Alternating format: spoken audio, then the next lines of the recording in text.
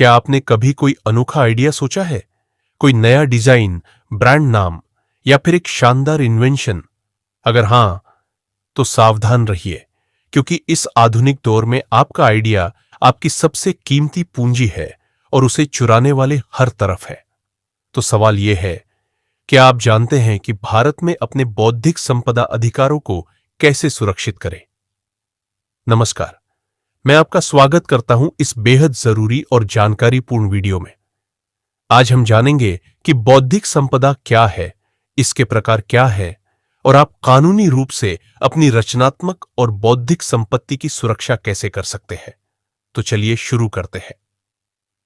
बौद्धिक संपदा यानी इंटेलेक्चुअल प्रॉपर्टी, ये वो संपत्ति होती है जो आपके दिमाग की उपज होती है, जैसे कोई कहानी, कविता, तकनीकी आविष्कार, ब्रांड का नाम, लोगो, डिजाइन या फिर एक अनोखा सॉफ्टवेयर।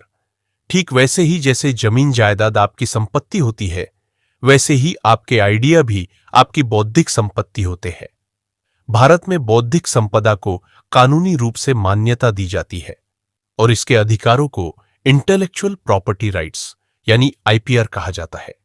इन अधिकारों के अंतर्गत आपको ये शक्ति मिलती है कि कोई और आपकी अनुमति के बिना आपके आइडिया या इनोवेशन का इस्तेमाल न कर सके।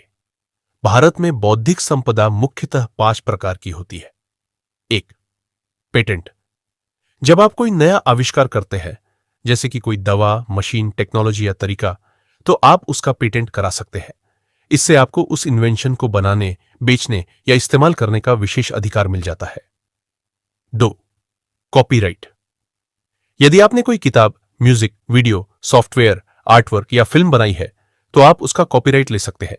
इसका मतलब कोई भी आपकी अनुमति के बिना उस कंटेंट को कॉपी या उपयोग नहीं कर सकता। 3. ट्रेडमार्क।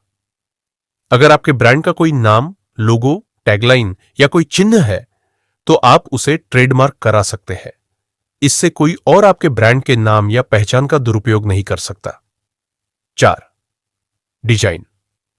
अगर आपने किसी वस्तु का विशेष रूप से अनोखा डिजाइन तैयार किया है, तो आप डिजाइन रजिस्ट्रेशन करवा सकते हैं, जैसे बॉटल का शेप, मोबाइल का लुक, कपड़ों की डिजाइन आदि।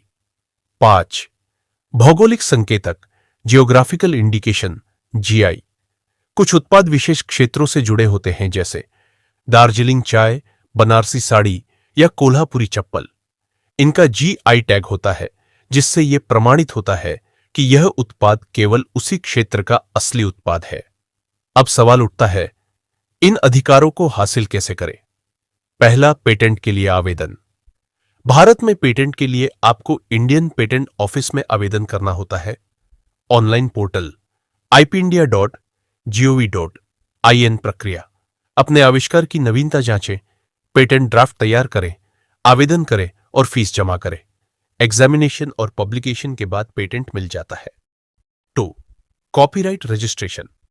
कॉपीराइट ऑफिस के जरिए किया जाता है। वेबसाइट copyright.gov.in प्रक्रिया सरल है। ऑनलाइन फॉर्म भरें, शुल्क जमा करें और आवश्यक दस्तावेज अपलोड करें। 3. Trademark registration. Controller general of patents, designs and trademarks के अधीन आता है। आप अपने ब्रांड का नाम या लोगो ऑनलाइन ipindia.gov.in से रजिस्टर कर सकते हैं। एक बार आवेदन स्वीकृत हो जाए, तो आपको ट्रेडमार्क और फिर रजिस्टर्ड ट्रेडमार्क का उपयोग करने का अधिकार मिल जाता है। 4. Design registration. डिजाइन को रजिस्टर कराने के लिए आपके डिजाइन को नया और ओरिजिनल होना चाहिए। यह भी ipindia.gov.in पर किया जा सकता है। 5. जीआई टैग के लिए आवेदन।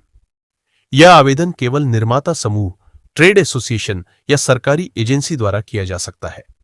भारत में जीआई रजिस्ट्रेशन के लिए चेन्नई स्थित जीआई रजिस्ट्रार ऑफिस में आवेदन देना होता है। आइए जानते हैं बौद्धिक संपदा के उल्लंघन से कैसे बचें। बौद्धिक संपदा को सुरक्षित करने का सबसे बड़ा कारण यही है कि कोई दूसरा व्यक्ति या संस्था आपके अधिकारों का उल्लंघन न कर सके। लेकिन भारत जैसे विशाल देश में, जहां इंटरनेट की पहुंच बहुत तेजी से बढ़ी है, वहां बौद्धिक संपदा के उल्लंघन की घटनाएं भी लगातार बढ़ रही है। तो आइए जानें कि बौद्धिक संपदा के उल्लंघन किस किस रूप में होते हैं। 1. कॉपीराइट उल्लंघन। जैसे आपकी बनाई हुई वीडियो को कोई और अपने नाम से अपलोड कर दे, आपकी किताब को स्कैन करके पीडीएफ बना ले और ऑनलाइन बेचने लगे। 2. ट्रेडमार्क उल्लंघन। कोई और व्यक्ति आपके ब्रांड जैसा नाम या लोगो बनाकर बाजार में सामान बेचने लगे। इससे आपके ब्रांड की प्रतिष्ठा को नुकसान पहुंच सकता है। 3. पेटेंट उल्लंघन। यदि आपने कोई टेक्नोलॉजी पेटेंट करवाई है और कोई दूसरा कंपनी उसे इस्तेमाल कर रही है बिना आपकी अनुमति के, तो यह कानूनन अपराध है। 4. डिजाइन चोरी। आपने जो यूनिक डिजाइन तैयार की, जैसे ज्वेलरी या ड्रेस डिजाइन, अगर वही डिजाइन कोई कॉपी करके बेच रहा है तो यह डिजाइन राइट्स का उल्लंघन है। अब बात करते हैं सबसे अहम पहलू की। अगर किसी ने आपकी बौद्धिक संपदा चुरा ली तो आप क्या कर सकते हैं? पहला, कानूनी नोटिस भेजना। सबसे पहले आप उस व्यक्ति या कंपनी को एक लीगल नोटिस भेज सकते हैं कि वह उल्लंघन बंद करे। यह नोटिस एक वकील के माध्यम से भेजा जाता है। दूसरा, इंजंक्शन यानी स्थगन आदेश। कोर्ट में याचिका दायर करके आप एक इंजंक्शन ले सकते हैं, जिससे सामने वाले को तत्काल प्रभाव से उल्लंघन रोकने का आदेश मिलता है। 3. हर्जाना वसूलना। आप अदालत से यह भी मांग सकते हैं कि जिस नुकसान का आपको सामना करना पड़ा है उसका आर्थिक हर्जाना दिलाया जाए। चौथी, एफआईआर और आपराधिक मामला। कुछ मामलों में अगर जानबूझकर और बड़े स्तर पर उल्लंघन किया गया है तो आप एफआईआर दर्ज करवा सकते हैं। भारतीय दंड संहिता आईपीसी की कुछ धाराएं बौद्धिक संपदा उल्लंघन को अपराध मानती है। 5. IPAB, intellectual property appeal board. पहले आईपीएबी के जरिए अपील की जाती थी, लेकिन अब यह कार्य हाई कोर्ट्स ने अपने अधीन ले लिया है, जिससे प्रक्रिया सरल हुई है। आजकल ज्यादातर रचनाएं डिजिटल होती है, यूट्यूब वीडियो, ब्लॉग्स, ग्राफिक्स या मोबाइल ऐप्स। ऐसे में डिजिटल स्पेस में आईपीआर की रक्षा बेहद जरूरी हो जाती है। आइए जानते हैं ऑनलाइन उल्लंघन से कैसे बचें। या वाटरमार्क और कॉपीराइट नोटिस डालें। अपनी तस्वीरों, वीडियोस या डॉक्यूमेंट्स पर कॉपीराइट सी आपका नाम या ब्रांड का उल्लेख करें। 2. DMCA take down notice. अगर आपकी कोई सामग्री इंटरनेट पर किसी और ने चुराई है तो आप वेबसाइट या होस्टिंग कंपनी को डीएमसीए नोटिस भेजकर उस कंटेंट को हटवा सकते हैं। 3. YouTube content ID system.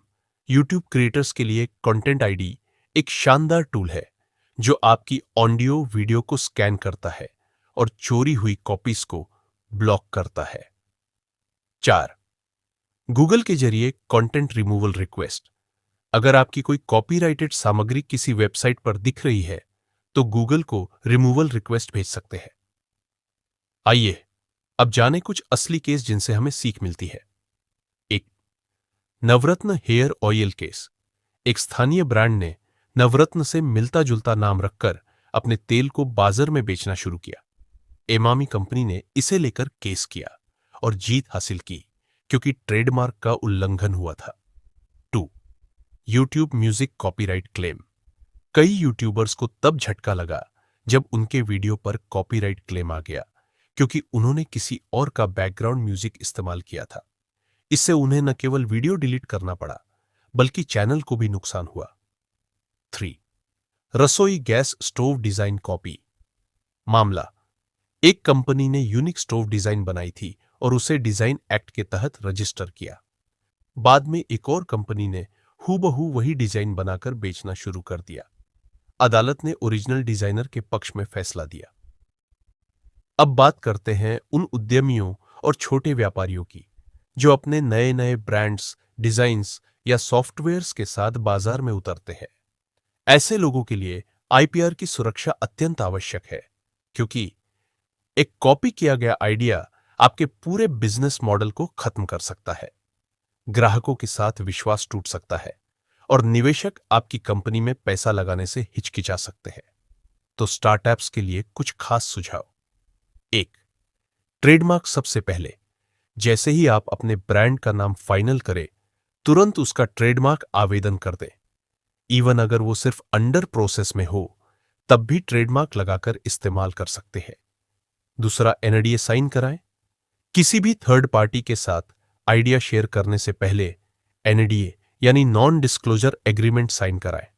इससे आपका आइडिया सुरक्षित रहता है। तीसरा, प्रोटोटाइप पर पेटेंट विचार। अगर आप कोई प्रोडक्ट बना रहे हैं और उसका कोई नया तकनीकी पहलू है, तो आप प्रोविजनल पेटेंट फाइल कर सकते हैं, जिससे आपका विचार सुरक्षित हो जाएगा। 4. Digital copyright filing. Software, website design या कंटेंट का डिजिटल रूप से कॉपीराइट कराना आसान और सस्ता है। इसे नजरअंदाज न करें। 5. आईपी ऑडिट कराएं।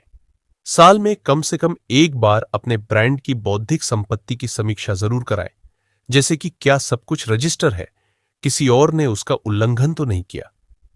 आइए अब जानते हैं अंतरराष्ट्रीय सुरक्षा कैसे करें।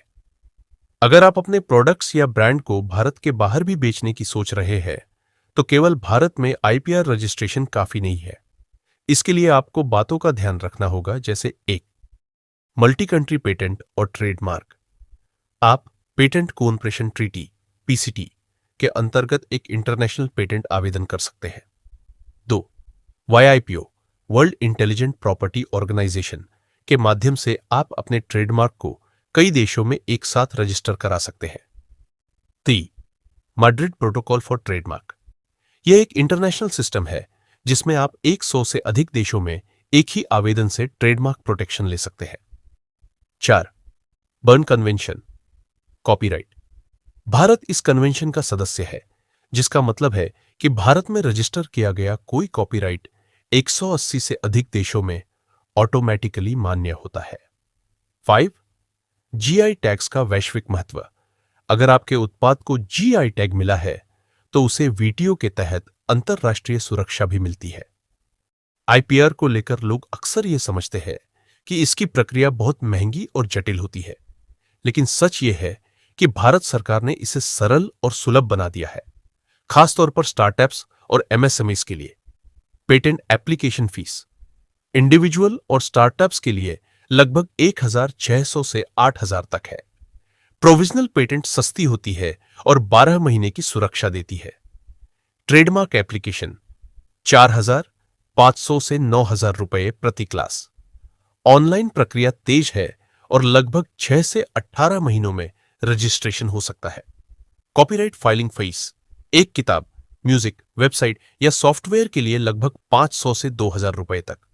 यूजफुल पोर्टल्स के बारे में www.ipindia.gov.in। पेटेंट, ट्रेडमार्क, डिजाइन के लिए www.copyright.gov.in। कॉपीराइट आवेदन www.vpo.nt। अंतरराष्ट्रीय सुरक्षा के लिए startups.ipindia.gov.in। स्टार्टअप्स को फास्ट ट्रैक सुविधा। भारत सरकार स्टार्टअप्स को आईपीआर फाइलिंग में सहायता देने के लिए पैनल में आईपीआर फैसिलिटेटर्स नियुक्त करती है। IPR awareness programme, IP literacy campaigns भी चलाए जा रहे हैं। जब भी कोई बौद्धिक संपदा की बात करता है, लोगों के मन में कुछ आम भ्रांतियां आ जाती है। आइए इनका सच समझते हैं। भ्रांति यह है कि सिर्फ बड़ी कंपनियों को आईपीआर की जरूरत होती है, जबकि सच्चाई यह है कि आईपीआर छोटे व्यापारों और स्टार्टअप्स के लिए और भी जरूरी है, क्योंकि उनका पूरा मॉडल अक्सर एक यूनिक आइडिया पर आधारित होता है। दूसरी भ्रांति यह है कि सिर्फ नाम या लोगो ही रजिस्टर होते हैं, जबकि सच्चाई यह है कि आपके द्वारा बनाई गई कोई भी रचना, जैसे किताब, ऐप, डिजाइन, गाना, सॉफ्टवेयर, सब आईपीआर के अंतर्गत आ सकती है। तीसरी भ्रांति है कि पेटेंट लेने का मतलब है आपकी चीज हमेशा सुरक्षित है, जबकि सच्चाई यह है कि पेटेंट सिर्फ सीमित समय, जैसे 20 साल के लिए वैध होता है और उसे बनाए रखने के लिए समय समय पर फीस देनी होती है। चौथी भ्रांति है कि केवल रजिस्ट्रेशन ही काफी है, जबकि सच्चाई है कि रजिस्ट्रेशन के बाद भी आपको उसकी निगरानी करनी होगी और यदि कोई उल्लंघन करे तो कानूनी कार्यवाही करनी होगी। आपके लिए कुछ प्रैक्टिकल टिप्स है जो आपकी बौद्धिक संपदा को मजबूत कर सकते हैं। 1. आईपीआर कैलेंडर बनाएं। हर आईपीआर की वैधता और नवीनीकरण की तारीखें नोट करके रखें। 2. आईपीआर प्रोफेशनल से मार्गदर्शन लें। खुद आवेदन करना संभव है, लेकिन विशेषज्ञ की मदद से प्रक्रिया और तेज और सटीक होती है। 3.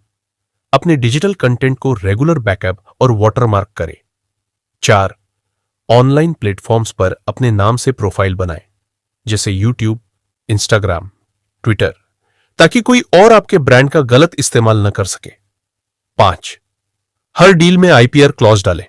कोई कॉन्ट्रैक्ट बनाते समय उसमें आईपीआर की शर्तें स्पष्ट रूप से जोड़ें। दोस्तों, आपका आइडिया ही आपकी पहचान है। एक यूनिक नाम, एक खास डिजाइन, एक अलग सोच, यही वो संपत्ति है जो आपको दूसरों से अलग बनाती है। भारत जैसे तेजी से बढ़ते देश में इन रचनात्मक विचारों की चोरी करना आसान है अगर आप सजग नहीं हैं। इसलिए आईपीआर सिर्फ एक कानून नहीं, ये एक कवच है, आपके सपनों का, आपके व्यवसाय का और आपकी पहचान का। आपने जो कुछ भी बनाया है उसे ऐसे ही दुनिया के हवाले मत करिए, उसे सुरक्षित करिए।